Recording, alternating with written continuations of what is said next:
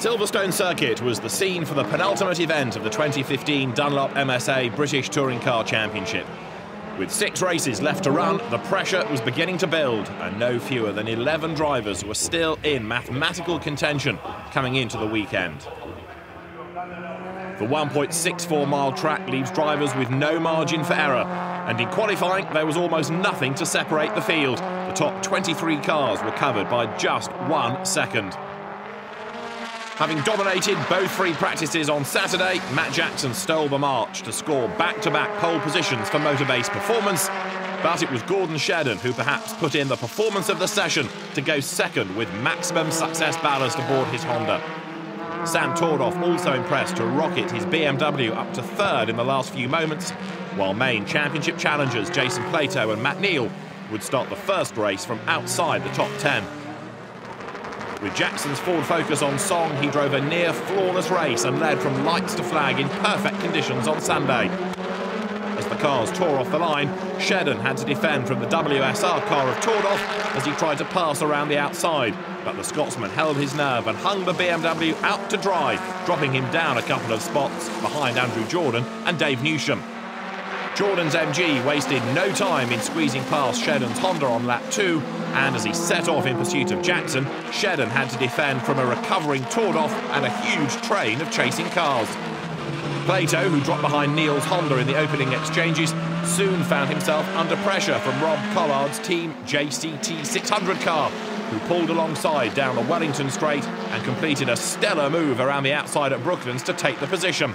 The BMW man also made it past Neal and Tom Ingram to eventually finish 7th. As the field concertinaed up at the end of the race, there was more drama for Plato, as a puncture put him out of contention on the very last lap. This handed a big haul of points to Shedden, who managed to cling on to 3rd as Jackson and Jordan crossed the line ahead. With fastest lap time setting the race 2 grid, Jackson once again lined up on pole, with Jack Goff alongside in the MG, and Andy Prio securing 3rd position, having started right at the back of the first encounter. Prio stormed up into 2nd immediately ahead of Goff, but Jackson also started well and held on to top spot in the early laps. With some big hitters in the mid-pack, the early laps were an action-packed affair, with Turkington, Tordoff, Neal and Plato all battling it out for track position, with the other Motorbase Ford of James Cole in the mix as well. It was a 4-car fight for first as Jackson defiantly held on with 75 kilos of ballast on his car. Aaron Smith closed in on the back of Jack Goff, and as he tried to find a way through on lap 6, the pair made slight contact, sending the MG sideways at Brooklands. Despite this, the pair held station, and it was soon the battle for the lead that grabbed everyone's attention. Prio had been hunting Jackson since the opening lap, and just before mid-distance, the number 111 car pounced. Getting a fantastic run out of the first corner, he drew alongside and was through into Maggots. Jackson tried to repass at the same spot a lap later, but couldn't get close enough, and after a few more laps of Silverstone, the race 1 winner suffered a left front puncture that dropped him to the pit lane.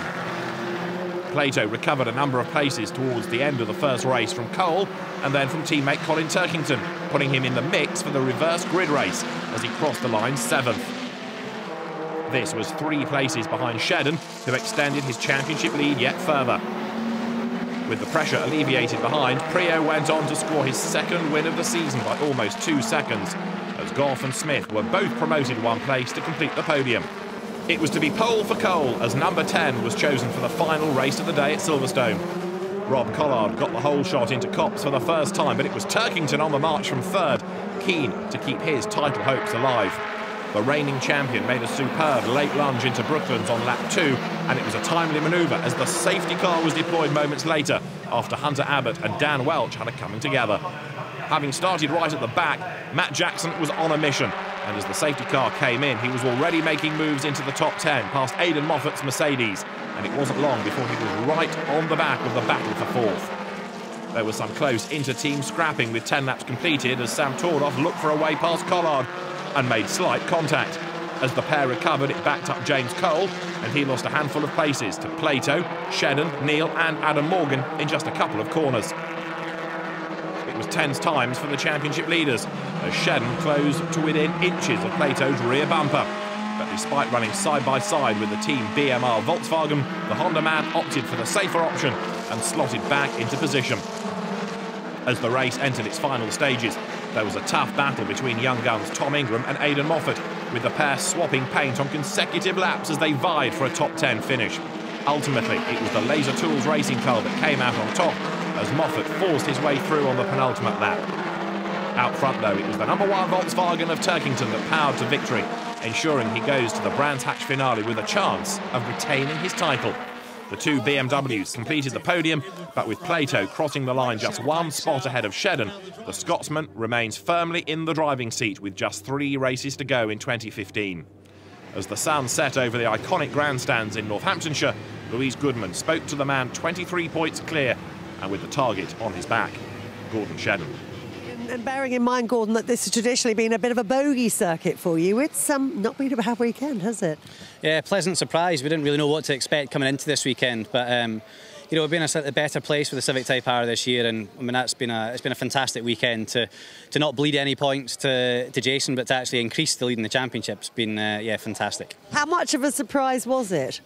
A big surprise, but you know, we've done our homework and we're working this car well. You know, we're trying to set it up to carry the ballast, and you know, 3 clean races there, which has worked really well for me. Really good, strong points, and you know, obviously leaves me with an opportunity going into Brands in a couple of weeks. You're on the back of Jason all throughout that final race, but as always, as we know in the past, you know, he's a difficult bloke to get past, isn't he? Yeah, it's going to be tough, and especially around here, it's not the easiest circuit to pass, and you know, you can be quite defensive quite quickly. And you know, Matt was behind, and I thought, you know, do I let him have a go and you know, have a go at Jason? But you know, I think with Morgan and with Cole straight behind Matt, it was too risky to try and do that. So you know, I pushed hard. Jason didn't make any mistakes, and you know, only lost 2 points in that last race to him. So I'm chuffed with that. You've pulled out a reasonably healthy gap on Jason in second place going into the final rounds at Brands Hatch, but. Thank you very much, Mickey. But, you know, how much breathing space does that give you? Not enough is the answer. You know, we can see how quickly it can all turn round, you know, with non-finishes, punctures, contact, anything like that. So, you know, don't get me wrong, I'm delighted. I'd rather have the points than not. But I know that there's, you know, there's 3 extremely tough races to come at Brands Hatch. You've been in this position before, though, haven't you? Leading a championship, going into the final round. You know how to fight to win a championship. How much of a help is that for you? Yeah, it was obviously a very new experience the last time. I'm sure it'll be, you know, be a nervy weekend at Brands, but you know, I'm comfortable, I'm calm. I've got a great car. You know, Dynamics. I've got a great car, you know, with the new Type R, and yeah, I go there full of confidence. And you're the backing of your teammate, no doubt, to help you out. Matt just coming over to join us. Your wingman. Well, it was. You know, we were kind of caught in a bit of a line in that last race, and you know, he was getting some abuse from behind, and you know, it was just all running a bit of a line. It wasn't an ideal situation, but I don't think anyone could go anywhere. And Jason's a wily old fox. He's going to drive it down the white line, and for love nor money, there's no way a Honda was going to get past there today.